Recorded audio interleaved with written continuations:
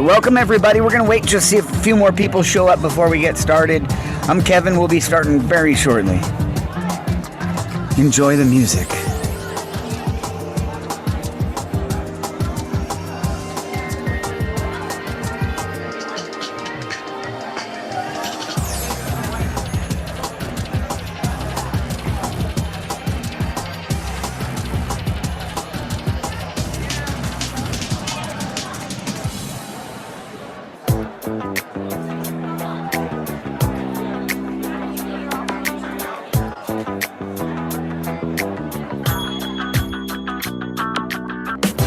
Welcome everybody. We're just going to wait for some of the stragglers to get here and we'll go ahead and get started. Make yourself at home because you probably are.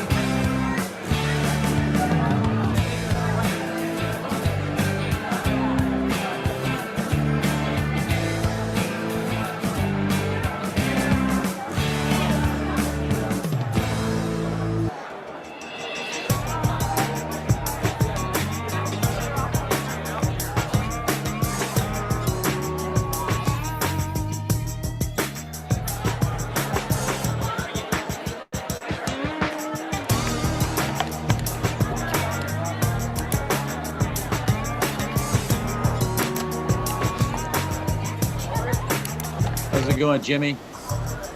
Hey, Maurice. All right, everybody. Welcome. Great to see everybody today. Let's just check in with everybody, see who we are. We got Lynette Charity. Lynette, how are you? Whoop, you're muted.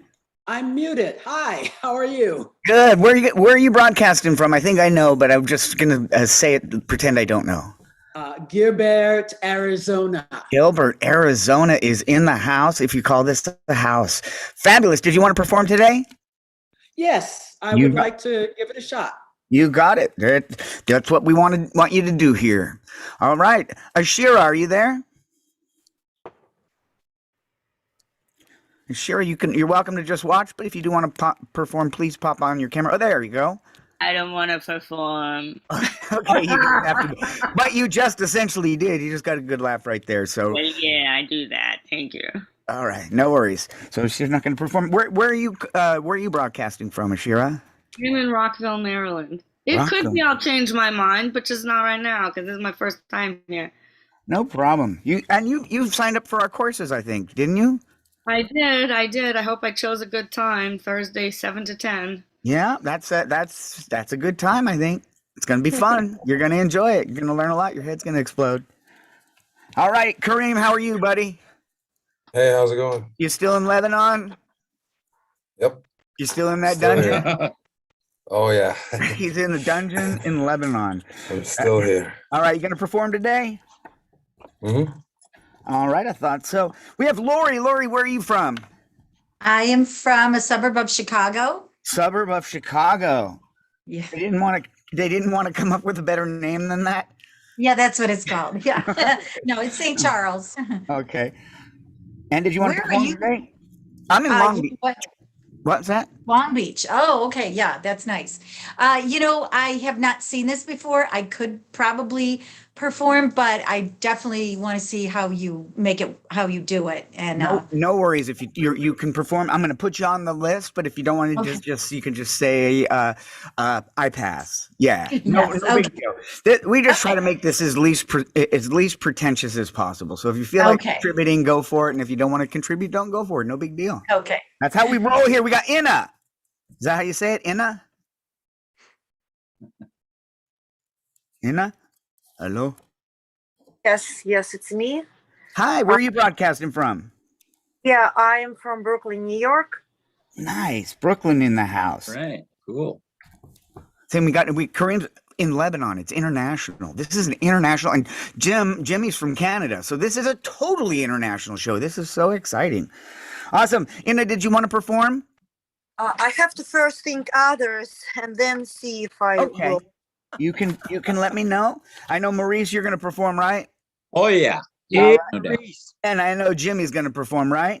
you got her. All right. We're doing 4 minutes each today. 4 minutes. After 3 minutes, I'm going to hold up this sign that says 1 minute left. After that, I'll turn the sign around after another minute goes by, and it'll say that's your time. When you see that's your time, please start wrapping up.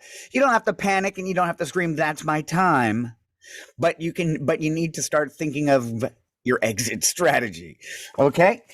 This is going to be great. Here is our order. We're going to go Lynette, Kareem, Laurie, Inna, if she decides to, Maurice, and Jim. Everybody got it? All right, let's get this thing rolling, man. Let's get this show rolling. This is broadcasting all over the world.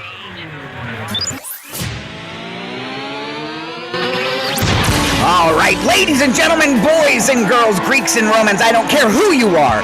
I don't care where you are. I'm just glad you're here today to join us for some stand-up comedy, although it's more like screen time comedy, I think, rather than stand-up comedy. I think most people are probably sitting, and that's okay with me. My name's Kevin Comstock. I'm going to be your host. Make some noise for me. Not bad. Thank you. I appreciate the enthusiasm. A little enthusiasm goes a long way to make everybody smile. That's what it's all about. I'm Kevin Comstock. I'm your host from the Greg Dean stand-up comedy classes. If you are not familiar with Greg Dean stand-up comedy classes, just type in Greg Dean stand-up comedy into Google and a bunch of stuff will come up. We have classes starting this week if you are interested. All right, it's without further ado, I'm going to bring up our first performer. Our first performer assisted in the design of the International Space Station. She plays on a one-arm water polo team, and she likes long walks on the beach. Ladies and gentlemen, Lynette! All right, Lynette. Where in the world Yes. did that introduction come from? I'm here in landlocked Arizona. I don't know where all that other crap came from. Hello, everyone. My name is Lynette Charity, and I'm a doctor wannabe comic, and I'm an anesthesiologist, and I'm also a comic. What does that mean? Well, by day, I aim to save a life. At night, I aim to kill. But occasionally, I mix the roles up.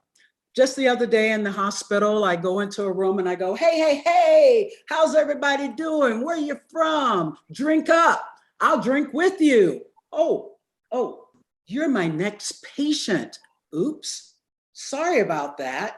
Oh, okay, all right. Let me talk to you about your anesthesia and make sure that you don't forget to tip the operating staff when your surgery is over. Thank you very much. So I am an anesthesiologist, and I have a love-hate relationship with that because I love my patients asleep. I hate my patients awake. And that's one of the reasons why, psychiatry just wasn't for me. I love being an anesthesiologist. Just the other day, I was in the operating room. Guy comes in and he goes, we'll call him taxidermy guy. And he's going, oh, so first I skin the animal and then I use a cleansing solution to clean the skin. And then I, what's happening? I had to shut the guy up. I had to shut him up. Too much talky. I did feel kind of bad though. He was the surgeon, but hey, these things just happen. And then I had the guy, we'll call him anal leakage guy. Doc, why so much anal leakage?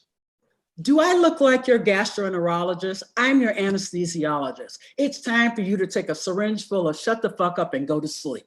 Okay, just go. But when he was asleep, I thought to myself, I wonder what he would look like taxidermied. Sorry, ma'am, your husband died, but just to let you know, we stuffed and mounted him in the foyer of the hospital for all to see. And we preserved that lovely smile of his. Such a great thing. So I'm trying to transition now from anesthesiology to comic. And it's been hard for me because I'm learning all these things about how to work the room and how to assess the audience. So I get up on the stage and I'll look around and I go, oh, hey, you over there, you, the guy with the tats. I hope you have a vein underneath those just in case. Oh, and you young lady, oh, lovely back. I could do a real easy labor epidural on you, but don't gain 30 pounds. Don't gain 30 pounds during your pregnancy. And you guys over there, not interested. None of you look insured. None of you look insured. Not interested. I can't turn it off yet. I can't turn it off yet. And it's because what if I meet these people in the hospital? What am I supposed to do? In fact, a few years ago, I had to leave the hospital and go directly to a gig. So I wore my scrubs. I did my set. 3 days later, I'm in the hospital, patient rolls in, and I go, "Hi, I'm Dr. Charity, your anesthesiologist." Wait, what? Is this a mistake? Is this a joke? No, I'm your anesthesiologist. What, didn't I see you at the comedy club? You know, you're a real doctor? Yes, I am. Are you sure? Time for a little bit of shut the fuck up and go to sleep. Thank you very much. Ladies and gentlemen, from Arizona, Lynette Charity. Thanks for sharing with us. That was really fun. I think that's got to be hard to see your patients. It's kind of like when I was in school and as a kid, if you saw like a teacher like in the grocery store, it would just freak you out because it's totally out of it. You're like, they actually shop. Holy shit, they eat. That's how it is. I love it. This is exciting. Thanks for being here, everybody. Let's keep the show rolling. I'm so excited about this next performer. This next performer can eat 50 hot dogs in 40 seconds. He invented the Rubik's Cube, and he holds the world record for orbiting around the Earth. Put your hands together from Lebanon, Kareem Shah! All right, Kareem. Hey, how's it going, everybody? Hope everybody's doing fine. I'm great. I have a couple of remarks I'd like to make. And some people, everybody struggles in life. You know, it's not an easy task to exist. I think we can all agree on that point. But some people have it really bad, like people with birthdays on more important days, like Christmas or New Year's Eve. These people have it hard, you know. They get a call like, "Hey, happy," and they're waiting for birthday, but it never comes. It's Happy New Year. Like, it's my birthday. No one gives a shit if it's your birthday. It's New Year's, all right? Find another day to be born. They have it tough. They have it tough. You know, if my birthday was on a more important day, I'd just have to lie about it. You know, I'll just have to say, yeah, well, I wasn't born on the 31st of December. I was born some other day. And also something else that I have to remark on is buttons on shirts. I think buttons on shirts are really counterintuitive because you want to put on a shirt and go, but a button, it makes you sit there and reevaluate your shirt choice while you're buttoning it up. God damn it. Goddamn shirt, stripes on it. Stupid shirt. Why am I doing this? I could just put on a shirt without buttons. Who invented this stupid thing? I'm sure it wasn't the guy who invented the zipper, because he's smart. And if you ever get someone wearing a button up saying that they're in a hurry, they're lying. If you're wearing a button up, you're not in a hurry. You are never in a hurry if you're wearing a button up, because to put on those lousy goddamn buttons, you cannot be in a hurry. You can't button it.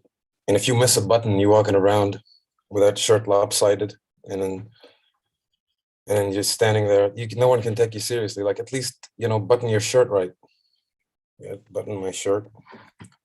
You know, at least I buttoned the first four right. The fifth one, everybody makes mistakes. You know? Let this one pass for me.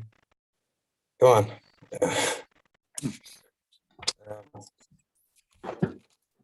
What else? I was at a hospital recently. I wasn't sick. I just went there. Just wanted to be at a hospital. And something I noticed was a sign that says, "In case of fire, don't use the elevator. You know, and that got me thinking, you know, God damn it. I always wanted to use an elevator when there was a fire. How could you do this to me? Ruining, you know, some of my fun. The house is on fire. Can't even use the elevator. It's all right. And I was at the oncology. I went into the hospital at the oncology department level, and I pressed that elevator button. I was waiting. I think I waited for 20 minutes, and 10 minutes in, I thought I'd go in for a round of chemo. You know, by the time it showed up, I had a GoFundMe running, $10,000. I didn't have to worry about a haircut.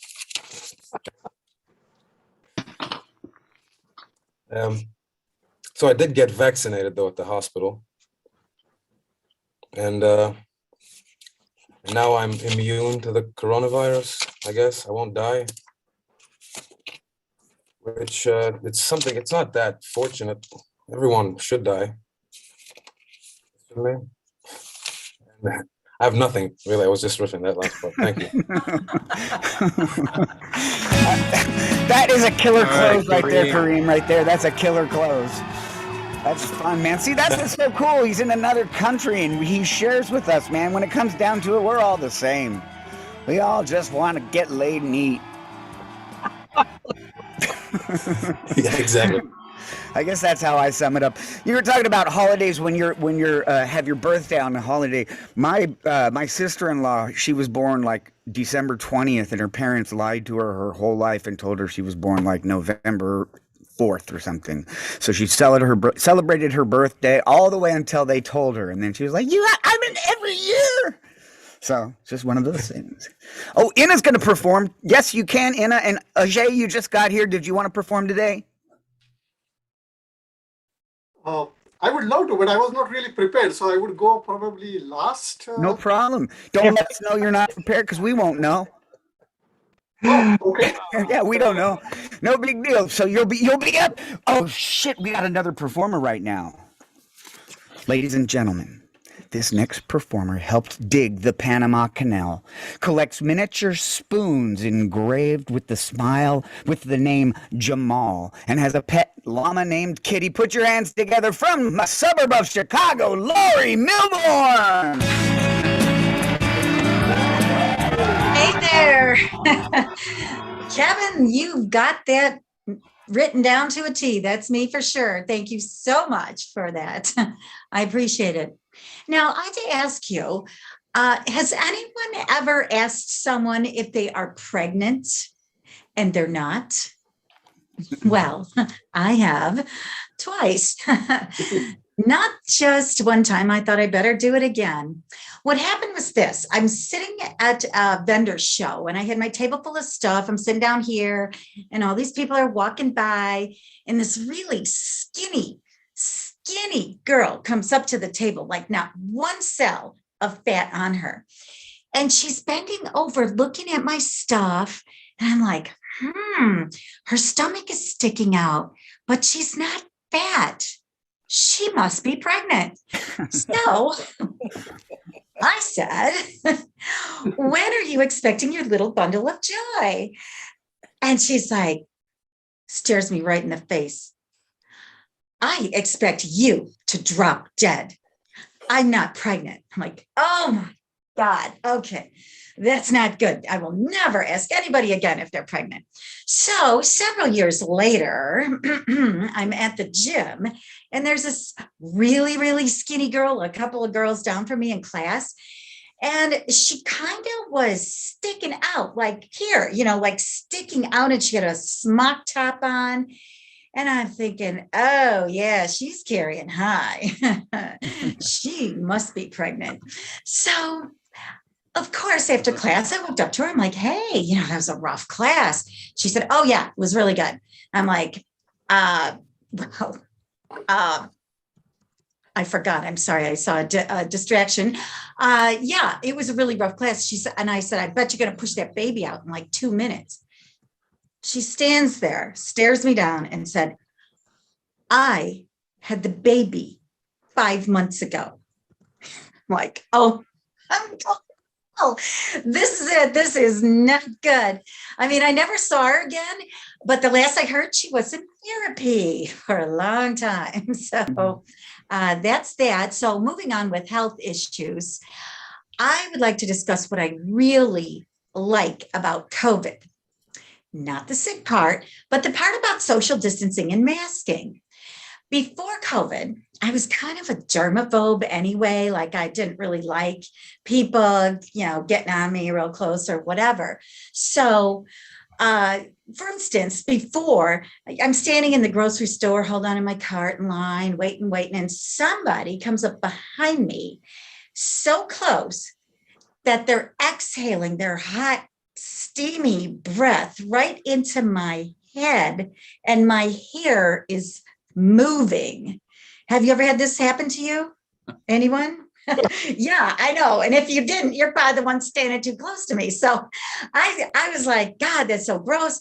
So yay, social distancing, 6 feet. A couple months ago, I'm at the grocery store and I'm holding onto my cart and I was admiring the 700 acres of open space behind me where people can stand. And this girl comes running up and she skids right up next to my cart, like right there. I'm like, oh my God. I said, did you want to get in front of me? She's like, oh, did you want me to? And I'm like, no, I just don't want you to stand that close to me.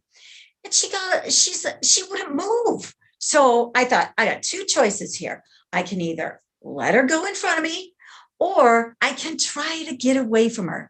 So I moved up to the front of my cart and I'm kind of leaning on it. I'm pushing it backwards, trying to get her, make you some distance. And it wasn't working. So, I mean, I did what any normal person would do. I pulled out my taser and I dropped her. Anybody want to go shopping with me?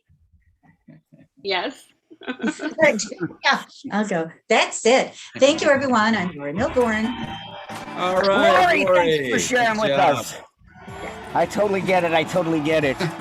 I've actually, some people have said it to my wife if she was asked her if she was pregnant before, but it was kind of a snide lady, and my wife didn't really look like it. I think she was just kind of trying to rub it in. Who knows?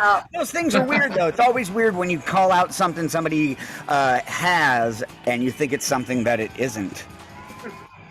That's what I did with my unborn brother. No, that was so dark. That was amazingly dark. I just watched the whole audience just turn on me. That was fabulous. No. All right, let's get the next performer going up. This guy. Let me tell you about this guy. He builds homes from plastic bottles. He trains dolphins, and he's a Rhodes Scholar. Put your hands together from Northern Virginia, Maurice. All right, Kevin, thank you so much. I'm still working on that Rhodes Scholar deal, but thanks, Kevin. I appreciate it. Yes, I'm Maurice Brown and married to a beautiful lady from Brazil, 3 kids, 25, 23, and 19. And I told them all the time when they were growing up, listen, you're not thugs, okay? Just understand that. You have a dad who's a black man that talks like Tom Hanks. So...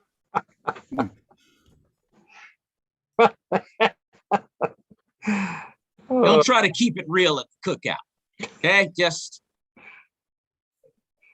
yeah. So I 2021. I don't understand why kids want to be thugs. I don't understand that. Really, you're a thug wearing braces.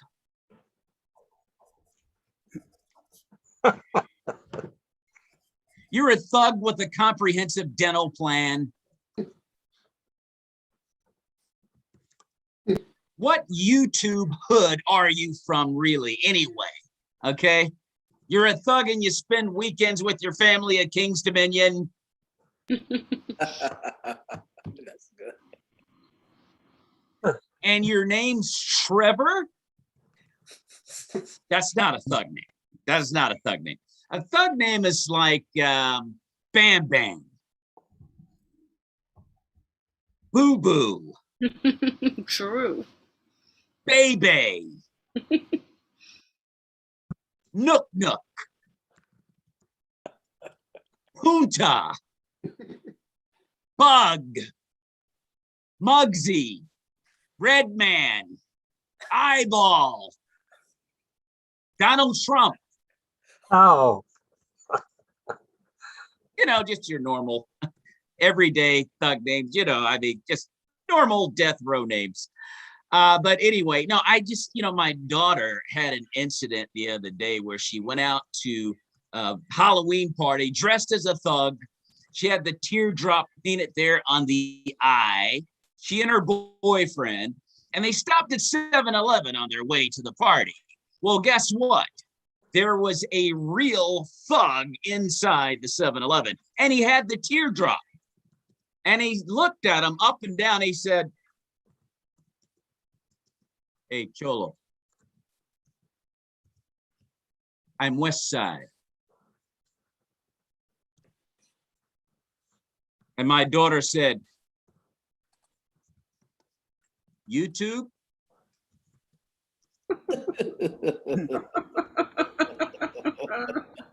Anyway, that's a good way to get them back on the straight and narrow. I can tell you that right now. So anyway, you know what? I hope everybody's healthy out there during the pandemic, 2021, vaccine, no vaccine, whatever. I hope everybody's healthy. I learned some things during the pandemic. I learned patience, believe it or not. Yeah. Someone stole a car right outside my front yard the other day, and I did not get mad. I did not. Yeah, I went outside and realized it was my next door neighbor Jeff's car, and I let it go. Patience. That's all I'm saying. That's all I'm saying. Turn to your neighbor. I'm preaching some good stuff. Turn to your neighbor and tell him he's preaching better than I'm saying amen. Go ahead. Tell your neighbor. I don't have a neighbor.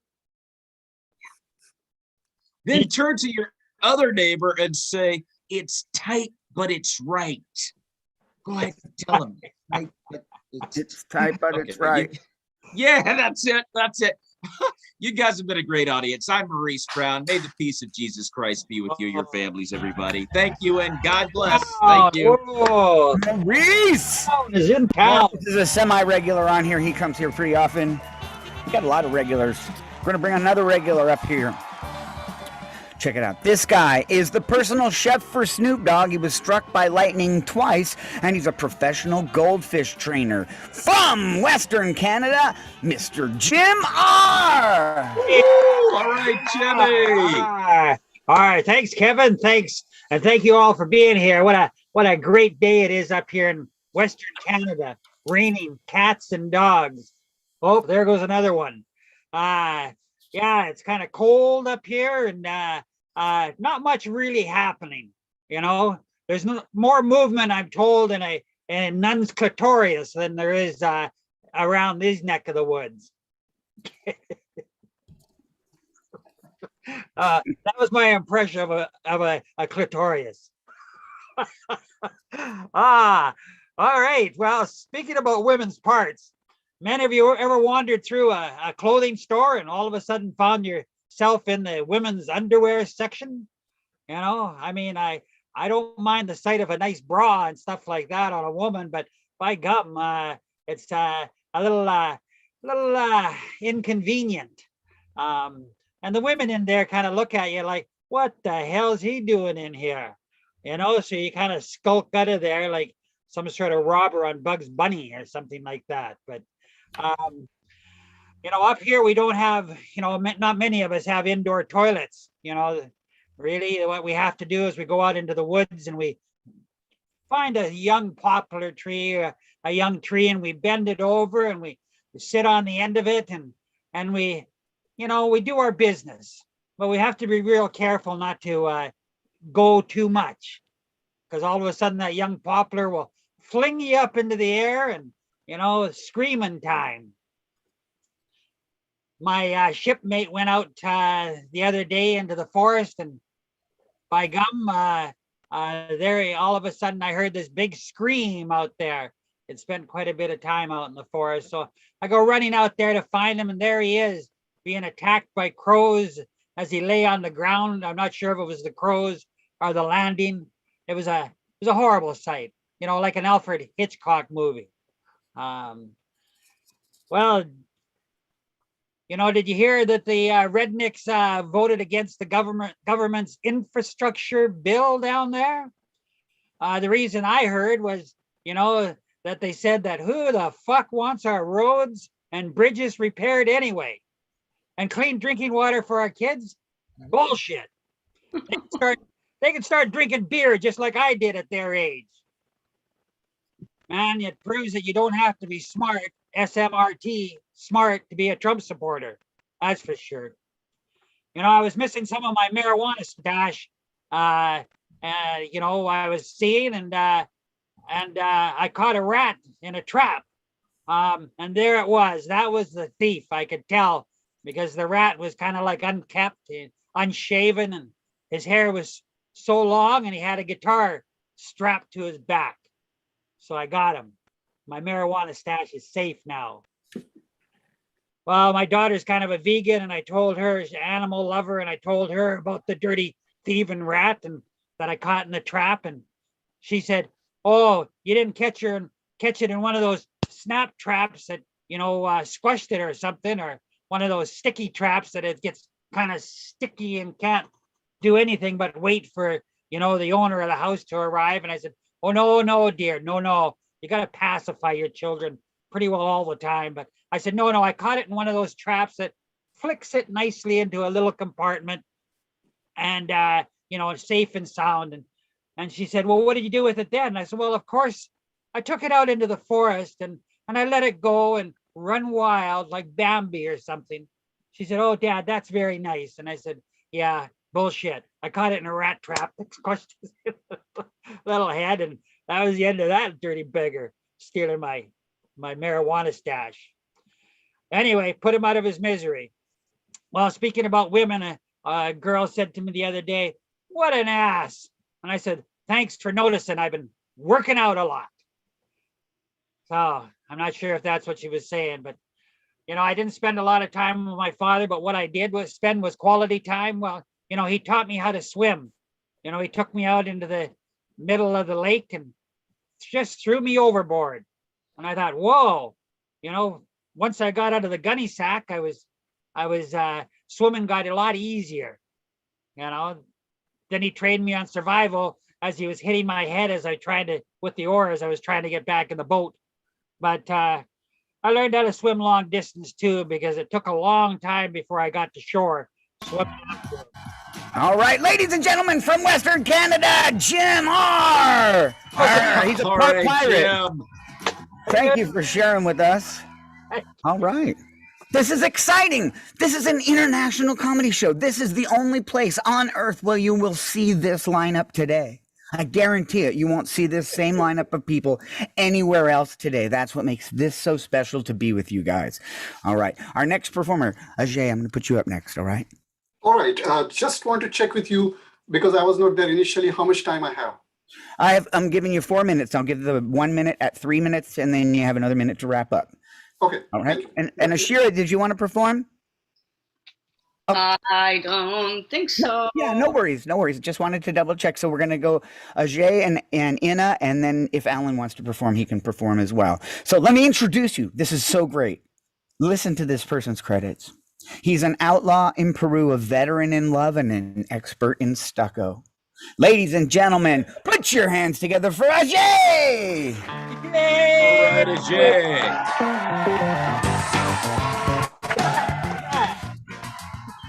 So I was waiting in the hospital for my colonoscopy.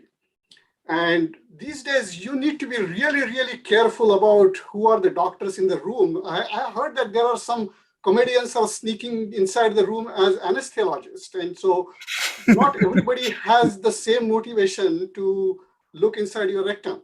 So just need to be really, really careful about that. So I was waiting on the table, and two young medical students stopped by, and they wanted my consent to see my colonoscopy. Usually I don't mind, right? But I just realized, wait a minute, I'm paying I'm paying the doctor, insurance is paying the doctor, the medical students are paying the college. It is my ass on the line and everybody but me getting paid. I said, I'm not giving you a consent. My colonoscopy is now a ticketed event. You have to pay me to watch my colonoscopy. And they said, why they should? They could just watch colonoscopy free for any other patient. And I said, well, you get what you pay for. You can see a lot more quantity, but not quality. And see, mine is a very beautiful ass inside. So for a really trained eye, you could really see two Picassos and one Monet. And it's very healthy for its age. The others are shitty asses, but mine is extra fiber shitty. I'm being a vegetarian. And it is a very sophisticated rectum with refined taste. Because when other asses make noise, they make those juvenile farting noises. But mine is a fine-tuned musical instrument, and that is also intelligent. So if I had a wine and cheese, the next day you can hear Beethoven's symphony in C minor. And I take very good care of my butthole. I don't use those cheap toilet papers like everybody else from the grocery store. To wipe my ass, I use Wall Street Journal and Harvard Business Review. And I'll give you 100% money back guarantee. You'll be satisfied with my ass. I'm just going to tell you, it is not an insurance, it is an assurance. And finally, have you ever said, anybody, any human patient asking money to view their rectum? So if you pay me, actually, we will be making a history, medical history, and for the patient's bill of right. And they realize that is what there, and they understand the joke, and then actually paid me $2. And I become the first ever human in the history who asserted his rectum viewing rights.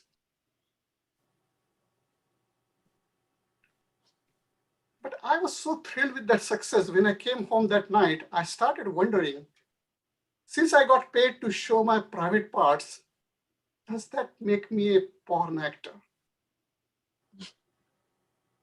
But I started liking it so much that I'm going to now rent a big theater and I'm going to project my colonoscopy. You're all invited there. If today you buy a ticket from me, you get 50% off.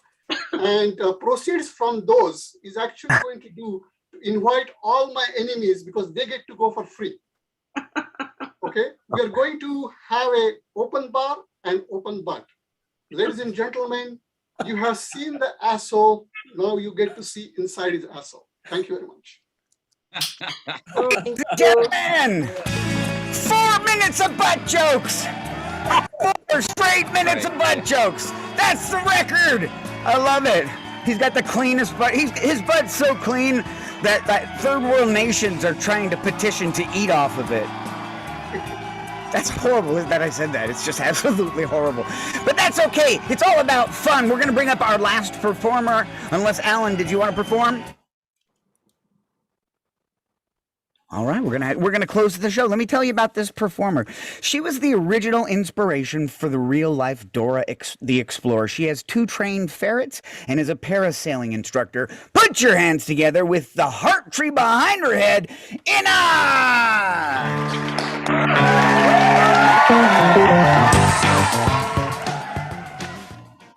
Okay, hi everyone. So recently when I had first open mic in my life, they asked me, what is your nickname? I thought, oh my God, I didn't have time to figure it out. Okay, Ina Bird. And then, okay, I agree. I am a bird. And I am not normal bird. I will tell you why. Because my last name is Zazulia, which means in English, cuckoo bird. Yes, I'm cuckoo bird. And, you know, I had to fly over the ocean, immigrated from Russia to America to figure out finally that I am cuckoo. Yeah, are you serious? In my country, we respect cuckoo birds. We even talk to them. I know what you think. I think that drunk Russian women or men, they could talk to anything, to table or to chair. Yes, sometimes they talk like this. They could talk to chair. And typical conversation is, do you respect me? Tell me, you respect me?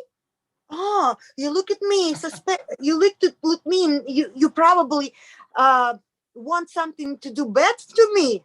Yeah, it's possible. But in our country, cuckoo bird is a prophet. You could ask the cuckoo bird, for example, how many years I would live, or a young girl could ask, how many boyfriends would I have? And then she's counting 1, cuckoo, 2, cuckoo, 5, 10, 50. Oh, her mother's saying, how many boyfriends she already had? What? 100? Oh, my mama, it's just cuckoo bird. It's just the animal. Stop it, mama. In my country, we have, so it's very annoying for cuckoo birds with this question. Can you imagine? I just recently found out that cuckoo birds do cuckoo. It's females try to attract females. So listen to their voices, so sweet. Cuckoo, cuckoo, like our men. When they try to attract women, their voice so soft. They say, oh, you're so beautiful. I will bring you flowers. I will marry you. I love you today. I will marry you today. Yes. And you don't want anybody interrupt you. Any Ukrainian, Russian men during this conversation are trying to attract women, somebody to say like, oh, how many years I would live? Tell me how many years I will live. You're going to say 0 if you don't stop, So it's annoying for cuckoo birds when people interrupting they all the time by those stupid questions. And actually, our Ukrainian last names are very funny. For example, my friend, his last name, if I translate it in English, for example, Dumpling, Yuri Dumpling. And once he told me, Ina, your last name is not so bad. Can you imagine when I was had vacation and resort? I was assigned to dinner table during dinner time, and also was assigned to this table 2 more men. And finally, after maybe 1 month of vacation, we figure out that one person, as I said, was Yuri Dumpling. Second was Alexander Sourcream. It's a real Ukrainian last name. And number 3 was a person whose last name was as Borscht, Russian soup, So full set, all bon appetit, And yeah, this is the last names of Ukrainian people. And what I would like to add, I don't see our main host. Maybe my time is already. Yeah, you can finish the last joke. Yeah, because I didn't see you. So now because as a Ukrainian cuckoo bird with a prophet, you could make 3 wishes, and I will make them true. Cuckoo, cuckoo, cuckoo. I'm cuckoo bird, cuckoo. That's it. Okay. Ladies and gentlemen, that was Ina, the cuckoo bird. All right. That was fun. Thank you for sharing that with us. Check it out. We're going to talk about what we learned. We get to learn something every single week right here. It's the Greg Bean Stand-Up Comedy Classes Open Mic. Today we learned about an anesthesiologist that aims to kill at night. We learned about anal leakage guy. He needs a syringe full of shut the fuck up. We learned you can't be in a hurry if you have a button-down shirt. And no one's going to give a shit if your birthday is like on a holiday or another special event that's more important than your day. Nobody's going to give a shit. We learned about if your stomach pops out, you might not be pregnant. So don't say anything if you see someone with their stomach popping out. And a hot, steamy breath means someone's too damn close. Take a step back, goddammit. We learned that you can't be a thug wearing braces and have a dental plan, and Donald Trump is a thug name. I love it. We learned about movement in the nun's clitorius. Didn't even know there was something called a clitorius, but it sounds glorious, so I bet it's a lot of fun. And we learned about doing business on a young poplar. We also learned about people have different reasons for looking up Ajay's rectum. and he has a pay-per-view colonoscopy coming up on HBO very soon. And lastly, Zazulia means cuckoo bird. The cuckoo bird is a prophet, and Yuri Dumpling is a real name. All this and more. Let's have a round of applause for all the performers. Lynette, Kareem, Laurie, Maurice, Jimmy, Ajay, and my name's Kevin Comstock. Remember, try to make somebody laugh today. It's the best thing that you could do. We'll see you guys next time. All right, all this and more. It's the Greg Dean Stand-Up Comedy Open Mic. See you